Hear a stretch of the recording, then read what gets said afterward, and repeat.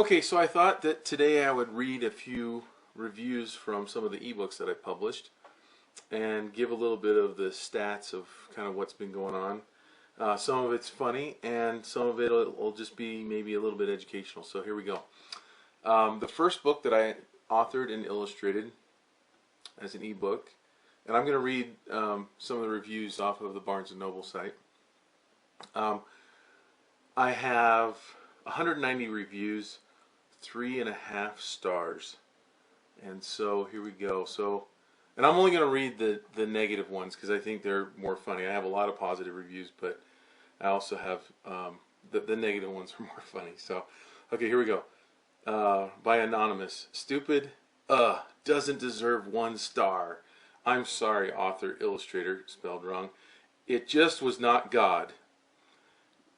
I know they probably meant to say it just was not good, but it is kind of funny that it just wasn't God. If God had made the book, it probably would have been good. Here's another one by another anonymous poster. The ebook we have done was poorly and shows up in wrong format on Nook iPad app. Do not buy for iPad. Okay, if you're going to write a review, at least get the syntax right. If you're going to criticize, but they are actually right. The Monkey and Croc doesn't show up right on the iPad. We've had some formatting issues with Barnes & Noble, and I've talked about that before on my blog. It's very frustrating, and that's one reason why I am creating apps right now only for the iPad to avoid that kind of problem. Okay. Not worth it. Boring. Not worth 1 star. Ow. Another anonymous one. This book is incredibly lame. My 2.5-year-old said, "That's the end?" What can I'm sorry. Posted by someone, I'm not going to read their name. The cover is cute.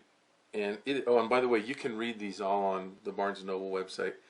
The cover is cute and it's getting some awesome reviews. But attention, all of you people being, and then there's an expletive, need to stop being so rude.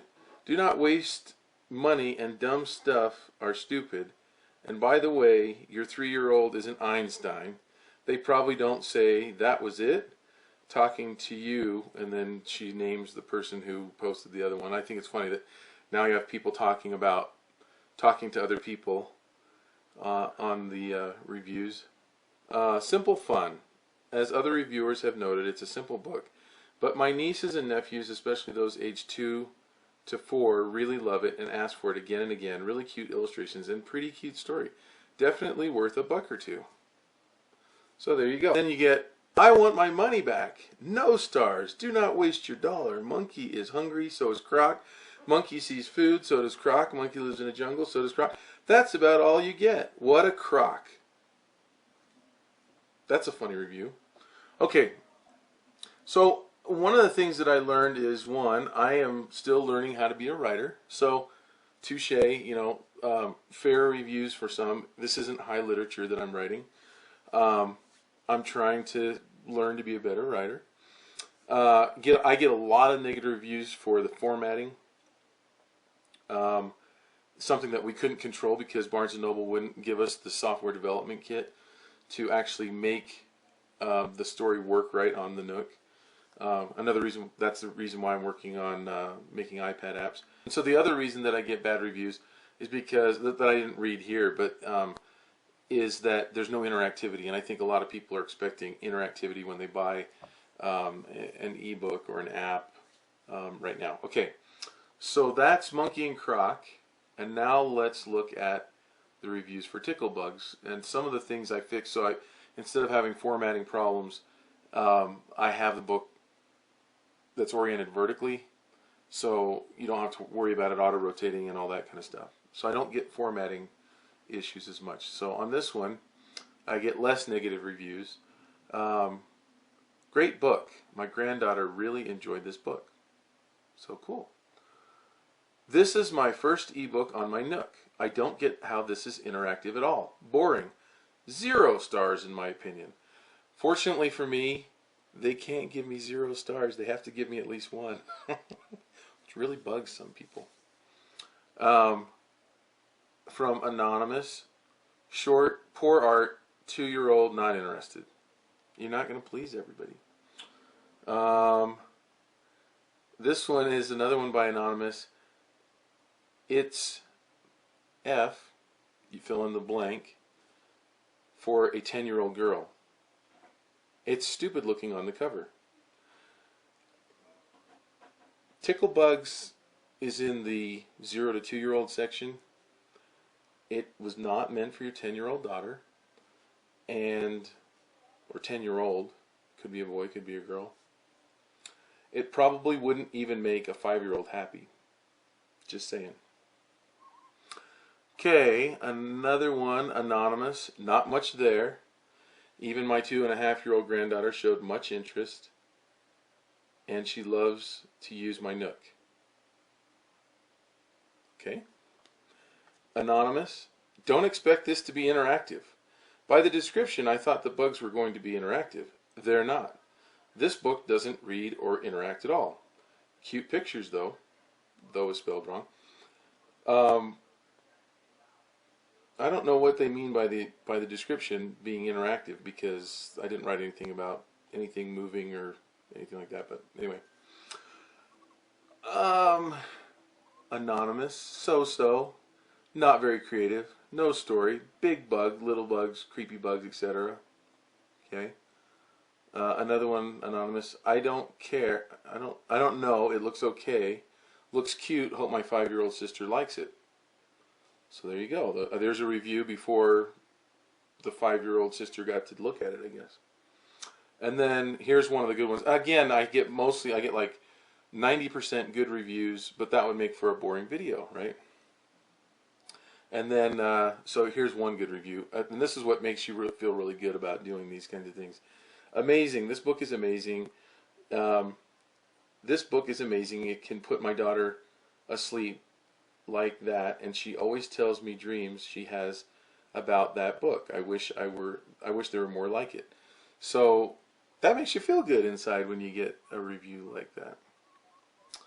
And then Pollywog the Frog, I don't really get negative reviews on this, because it does have a little bit more of a story, but it's more of what happens when a pollywog transforms into a frog. So there's not really a whole lot to criticize it for.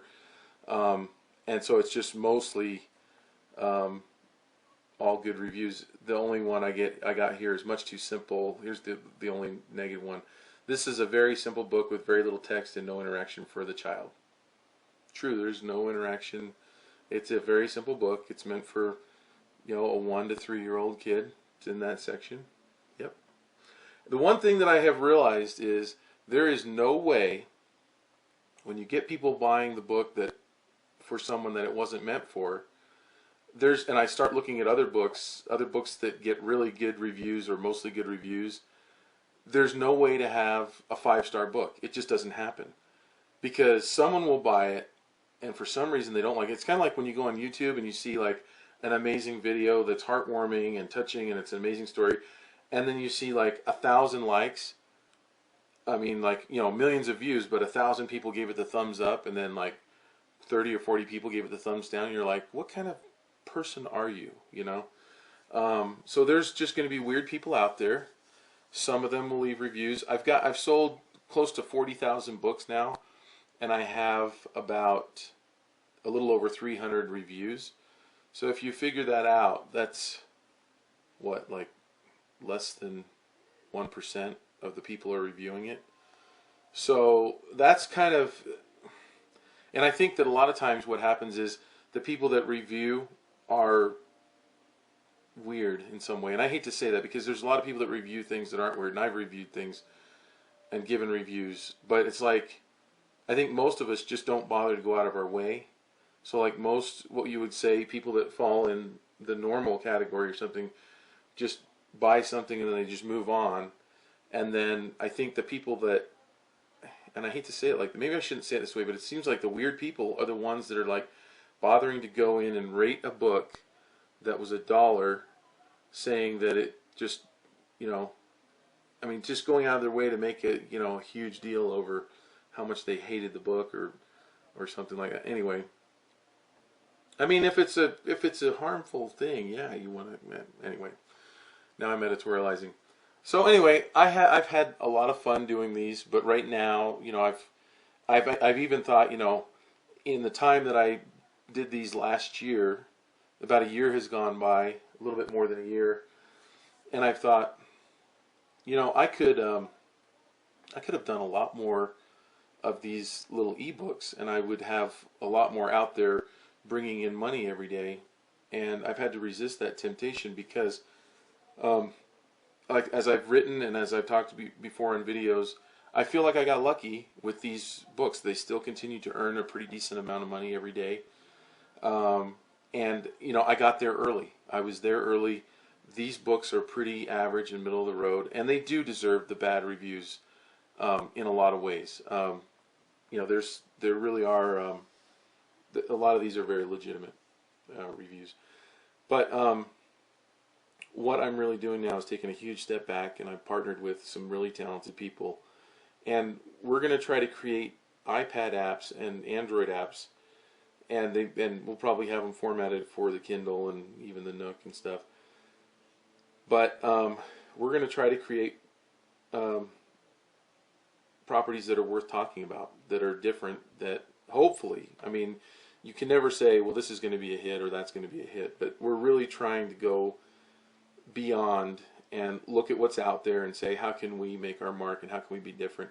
And I think that's really the only way that you can set yourself apart from, you know, the rest of the stuff that's out there. It's easy to do something that's average, that's predictable, that fits in. It's hard to do something to fight back the voices that tell you what you're doing is stupid, what you're doing won't be accepted, what you're doing is different. And it's hard to be different because you're afraid that you're going to get laughed at. Well, we're going to hopefully not be afraid to get laughed at, but hopefully we're going to create things that that people will talk about because they're different. So anyway, that's kind of the deal on the ebooks and the apps that we're working on, and I just like keeping the conversation going because I'm learning every day. I'm learning something new, and what I think might be working this year, I might have a totally different opinion for next year. We're all learning as we go. We're making it up as we go. And anyway, thanks for watching. I hope it was interesting.